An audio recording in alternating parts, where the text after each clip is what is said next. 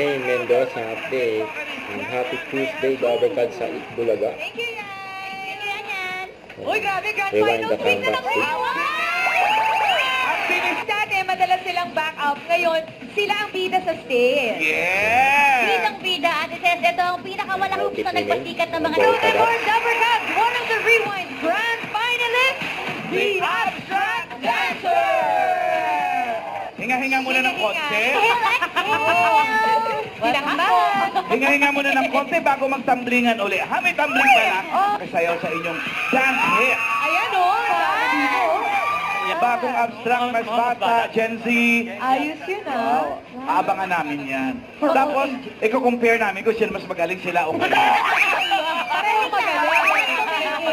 Pamahalan Mga tito kami, tito up. Ano yun, Ben? Ano po pakiramdam bilang manager po ng ating?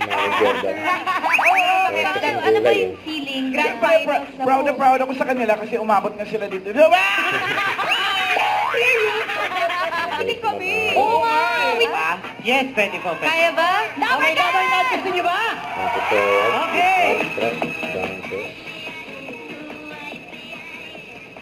Dr. John. 1, 2, 3, 4, then round. And call.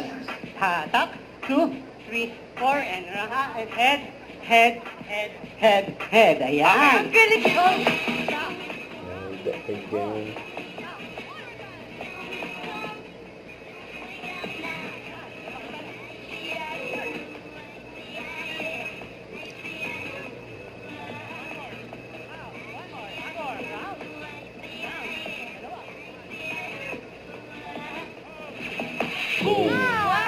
Ang galing mo, fast Masaya mga learner. Dabbercats. Ang cute.